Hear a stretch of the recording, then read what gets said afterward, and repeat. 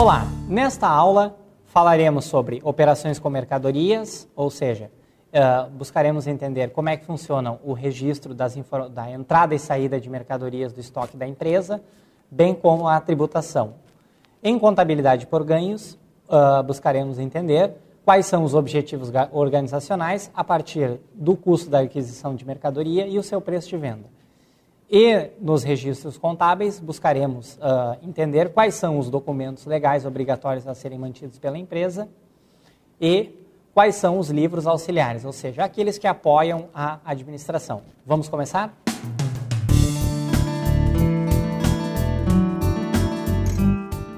O que são mercadorias? Mercadorias são artigos adquiridos na indústria e no atacado a serem revendidos no comércio. Cito aqui como exemplo, para o seu entendimento, no caso de uma loja de bolsa, em que o fabricante produz a bolsa e a loja fica responsável pela venda desse produto. Na compra e na venda dessa operação, existem os tributos que são passíveis de recuperação, que no caso dessas mercadorias pode ser o ICMS e o IPI. Estudaremos aprofundadamente logo a seguir. O ICMS ele ocorre na compra e venda de mercadorias. Quando uma empresa adquire um produto para a venda, ela gera o chamado crédito tributário de ICMS. Quando ela vende este mesmo produto, ela gera o chamado débito tributário, ou seja, a obrigação de recolher e repassar esse imposto ao Estado. No caso do IPI, o produto industrializado, ocorre o mesmo processamento, porém com itens que são, de certa forma, industrializados. Citamos como exemplo o caso de fogões, geladeiras, automóveis, máquinas de lavar roupa. A contabilização das mercadorias e dos produtos industrializados, ele ocorre quando do momento de entrada dentro da empresa. Ou seja, eu só posso considerar um item como pertencente ao estoque da organização a partir do momento em que eu faço o registro da nota fiscal desse item como pertencente ao patrimônio da empresa. As principais formas de contabilização desses estoques são classificadas em grupos como matérias-primas, ou seja, estoque de matéria-prima, que são aqueles itens que a gente chama de in natura, material de expediente, ou seja, aqueles materiais que são utilizados para centros de custos auxiliares, como, por exemplo, material de limpeza, papel higiênico, material de expediente, como folha A4, cartucho para impressora, clips, papel, caneta. O produto pronto, ou seja, o item já pronto para ser revendido no mercado, e produtos em processo, que são aqueles produtos que não são mais matéria-primas e também não são produtos acabados, ou seja, eles estão em andamento, em processamento. Podemos usar como, por exemplo, o encerramento do expediente de uma fábrica de automóveis às 10 da noite, em que provavelmente nós vamos ter um conjunto de matérias-primas ainda que não foram colocadas em produção, os produtos em processamento, ou seja, aqueles carros que, ao encerrar o expediente, não estão prontos ainda, estão semi-acabados, e os automóveis já prontos que se encontram à disposição no estoque para entrega aos clientes. Precisamos observar também no registro dos estoques que existem duas situações em particular. A primeira, que são aqueles materiais que pertencem a terceiros e que se encontram dentro do estoque da empresa. Podemos citar como exemplo materiais que estão para revenda em consignação. Esses produtos não pertencem à empresa, porém encontram-se disponíveis no seu estoque para venda. E o caso em que a empresa possui materiais seus também disponível em clientes, como, por exemplo, eu entregar um produto para venda consignada em um determinado cliente. Ou seja, a contabilização de saída desse item do meu estoque só vai ocorrer quando este cliente efetuar a venda. Segundo a classificação contábil, o termo estoque refere-se a todos os bens tangíveis mantidos para venda ou uso próprio no curso ordinário do negócio.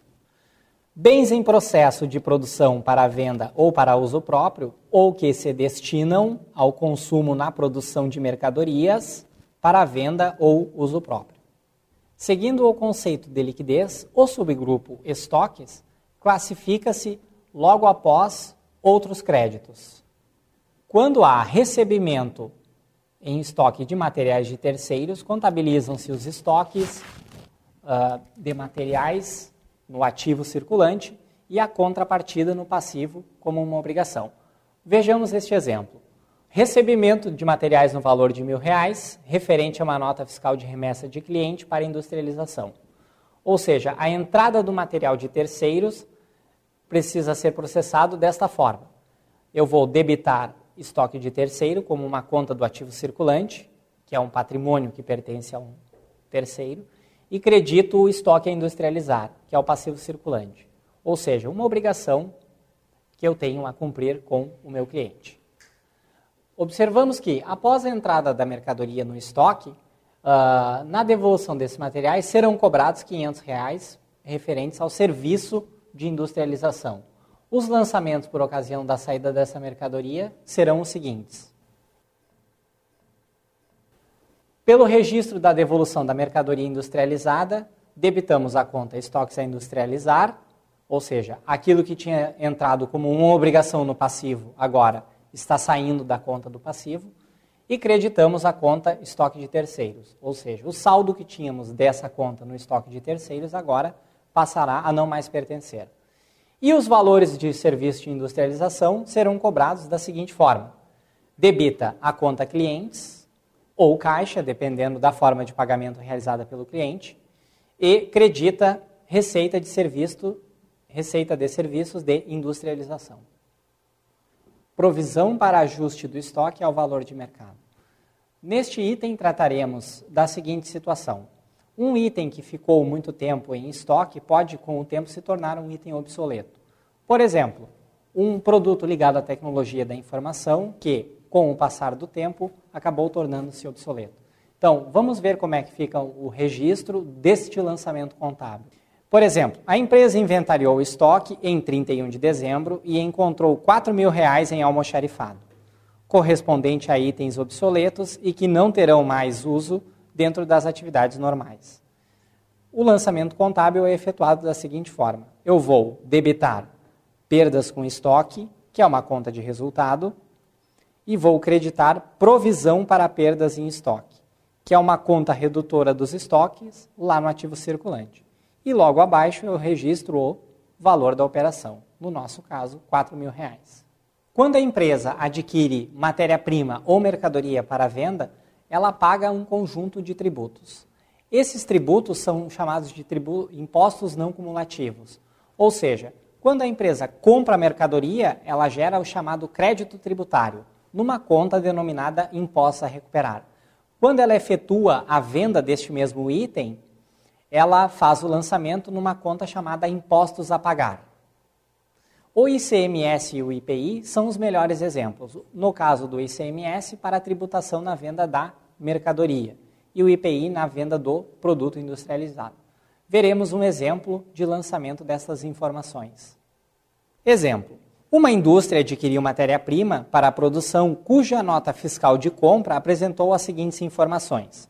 O preço da matéria-prima, R$50.000, o ICMS destacado, R$6.000, um frete pago no valor de R$1.500 e um ICMS sobre frete recuperável no valor de R$180.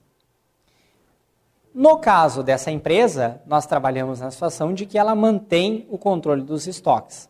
A contabilização será realizada da seguinte forma. Pelo registro da compra, debita estoque de mercadoria e credita fornecedor, ou seja, o valor integral do produto, R$50.000. 2. O registro do frete, que é debita estoque de mercadoria e credita fretes a pagar, no valor de R$1.500. 3. Registro do ICMS recuperável sobre a matéria-prima.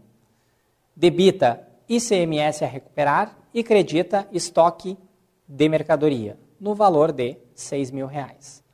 O quarto lançamento.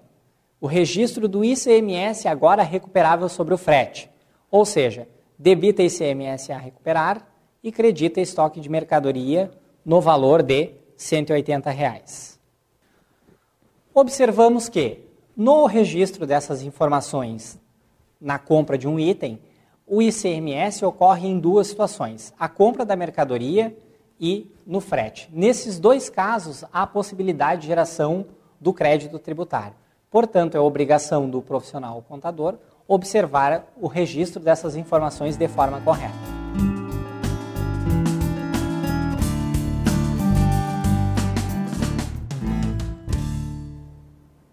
Em 1991, Eliyahu Goldratt publicou uma obra chamada A Meta.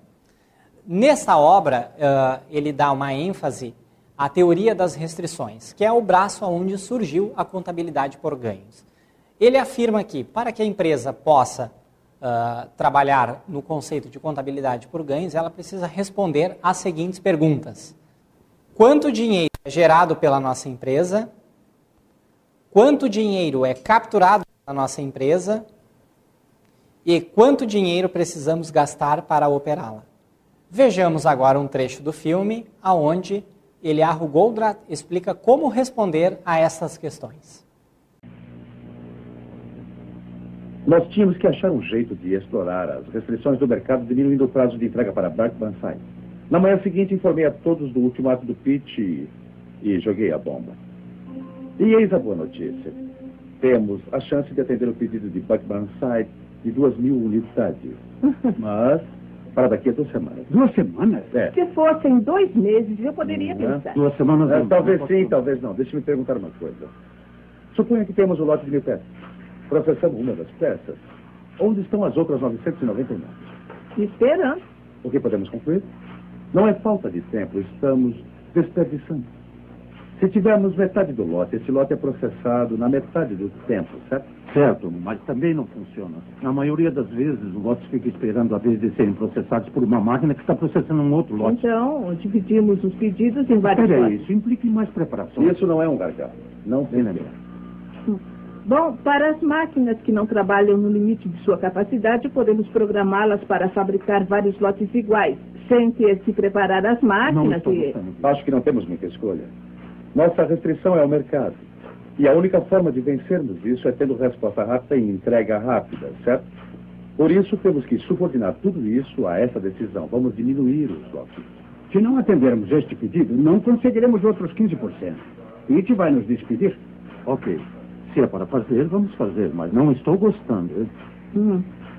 Tem um pequeno problema. O modelo 12 usa um módulo de controle e só temos 500 em estoque. E sei que o fornecedor não consegue nos mandar muito mais tão rápido. Será que ele nos manda 500 para a semana que vem? Posso perguntar. Você liga para ele e eu ligo para Johnson. Não podemos entregar todo o pedido em 2 semanas, mas podemos entregar 500 unidades por semana por 4 semanas. O que acha? Johnny ligou para a Buck. Então pegamos o pedido. Tudo bem. Obrigado. Obrigado, Johnny. Você acaba de salvar a minha fábrica. Estávamos passando por um novo ciclo do processo de aperfeiçoamento contínuo.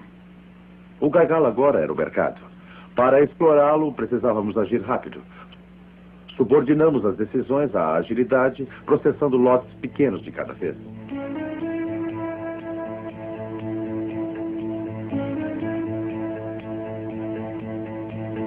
Então, como estão os nossos lucros? Eu não sei quanto aos 15%, mas não estamos indo mal. Quanto? Talvez 7%. É, mas o Pete quer 15%. Alex, você não vai acreditar. Isso é um helicóptero? Está aterrissando no estacionamento.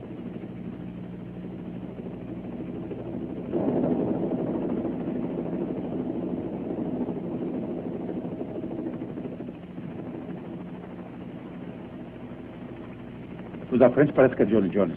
E é o Johnny Jones. É Buck Burnside.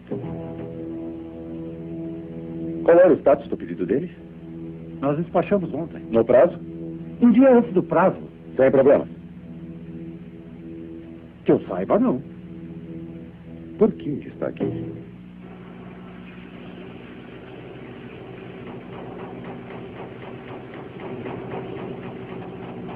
Isso é coisa do Pete.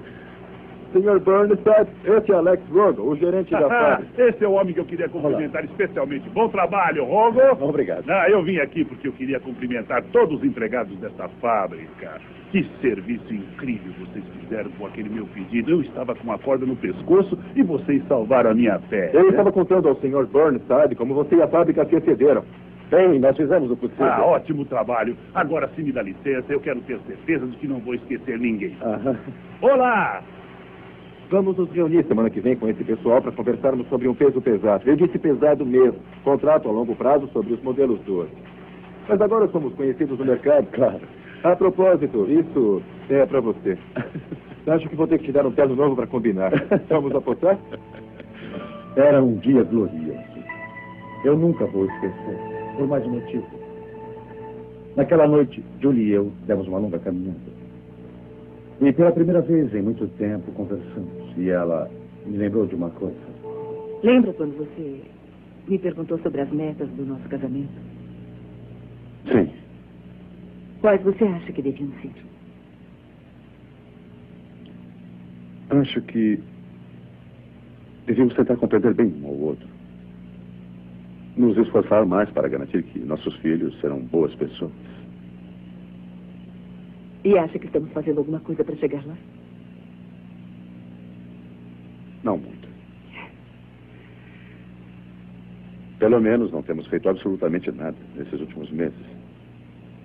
É triste, mas às vezes a gente começa a trabalhar tanto que nem se pergunta, será que tudo isso que estou fazendo vai me aproximar de onde eu quero estar? Então, e agora? E agora? Quer se casar comigo? Vou ganhar mais uma lua de mel? Boa ideia. Decidimos tirar uma segunda lua de mel depois que a fábrica alcançasse a sua meta. Porém, só conseguimos 12%. Como tem passado, senhor? Mais ou menos, Dave. Vamos dizendo. É logo. Enviei o relatório ao Pete e fiquei com os dedos cruzados. Pete, dirija com segurança. Tudo bem, Bill. Eu sei que 12% não são os 15%. Mas fizemos tudo o que pudemos e eu não consegui chegar lá. Então, Do que você está falando? fechar a fábrica. Por que eu ia querer fazer isso? É a fábrica de melhor desempenho de toda a divisão. Então vamos continuar funcionando. Você enlouqueceu? Tenho que estar maluco para fechar essa fábrica. Pode me dizer a que devo o prazer dessa visita? Mas vim por um motivo. Eu queria lhe dizer que fez um bom trabalho. Eu ainda não sei como foi que você conseguiu, mas... bom trabalho. Obrigado, Pete. Certo. Agora que resolvemos esse problema, quero conversar com você sobre aquela fábrica de Summerfield. Isso é uma calamidade. O que você acha de administrar aquela fábrica também? Está me oferecendo promoção? Sim, acho que estou. Mas veja o problema. Então, a vida continuou. Eu disse a Pete que antes precisava conversar com a minha esposa. Toma. Pai, Que é? telefone, é Jonah. Jonah? É mesmo? Só vou demorar um segundo. Um segundo. Eu só queria saber como você está indo. Tenho o prazer de dizer que a fábrica vai continuar aberta. E ainda me pediram para administrar outra fábrica. Graças a você. Eu só indiquei o caminho que você raciocinou. Sim, no final acabamos ganhando dinheiro. Sim, o dinheiro é a meta da empresa, mas acho que não é a minha meta. E acho que não é a sua também. E qual é, então? Uma coisa que você tem que descobrir sozinho. Jonah. Alex, eu preciso ir. Até logo.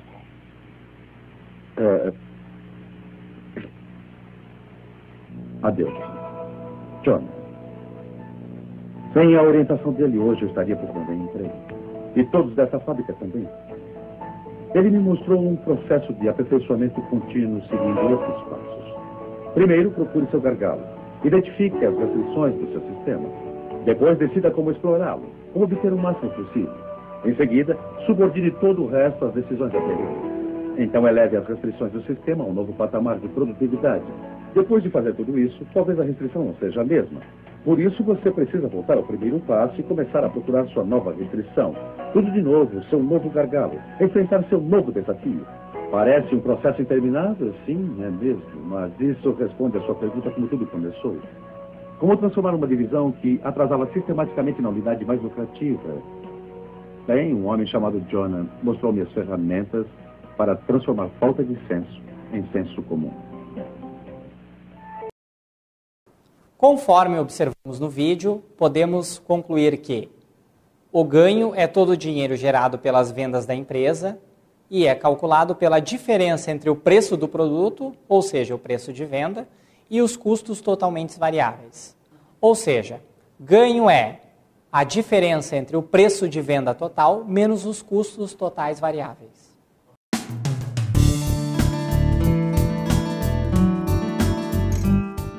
Registros contábeis são os processos que orientam os controles administrativos da empresa. Ou seja, através deles nós registramos todos os fatos administrativos decorrentes das operações que ocorrem no dia a dia das organizações.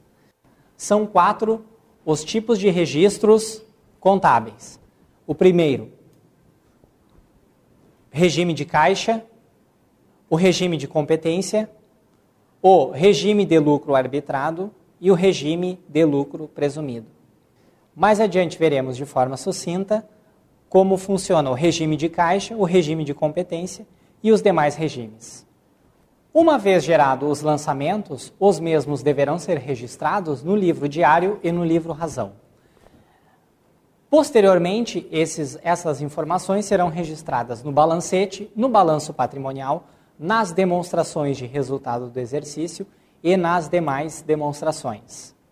Os lançamentos contábeis deverão obedecer ao princípio da competência, ou seja, pela data de emissão de documento e nunca pela data de vencimento. Veremos a seguir quais são os livros obrigatórios. Os livros contábeis obrigatórios são o livro diário, o livro razão, o livro de registro de duplicatas e o LALUR. O livro diário é o livro que registra a movimentação do dia a dia de uma organização. Ali são registrados todos os atos que promovam uma alteração ou possam promover uma alteração na situação patrimonial da empresa. Para o correto registro do livro diário, é necessário as seguintes informações: número do livro diário, a data da ocorrência, a conta em que há a classificação, o histórico, a conta debitada, a conta creditada e o valor. Temos aqui um modelo de livro diário, em que nós temos o registro da data, as contas envolvidas no lançamento, no seu histórico, e uma operação a débito, uma operação a crédito. E logo a seguir o histórico, ou seja, a retirada de R$2.000 do banco para suprimento do caixa. A seguir do livro diário temos o livro razão, em que separamos as contas por grupos ou subgrupos para lançamento. A estrutura do livro razão está dividida da seguinte forma: número do livro, a data, a conta de movimentação, o histórico, conta debitada, conta creditada, valor e saldo final. Temos aqui um modelo do razão, onde a conta movimentada é a conta caixa. Partimos do princípio de que tínhamos um saldo inicial no caixa de R$3.000, um crédito no banco de R$2.900 e um saldo de R$100. E, por fim, o LALUR, que é o livro onde são lançados os ajustes dos lucros líquidos do período de apuração. Temos também os chamados livros auxiliares, que não são livros contábeis obrigatórios, que são os seguintes. Os livros auxiliares são livro caixa, livro de inventário, livro de entrada de mercadorias, livro de saída de mercadorias e livro de registro de prestação de serviço. Razonete ou conta T é a representação gráfica dos lançamentos contábeis da organização. Na parte superior, registramos o título da conta e logo abaixo, do lado esquerdo, todas as operações a débito e ao lado direito, todas as operações a crédito. Na aula de hoje, aprendemos operações com mercadorias, ou seja, compra e venda de mercadorias, o registro desses itens no estoque da empresa. Também aprendemos como funciona a contabilidade por ganhos a partir da publicação do livro A Meta e como se dá a representação gráfica do lançamento dessas contas. Também verificamos como funciona o procedimento para a escrituração dos livros contábeis, obrigatórios e auxiliares. Até o próximo encontro.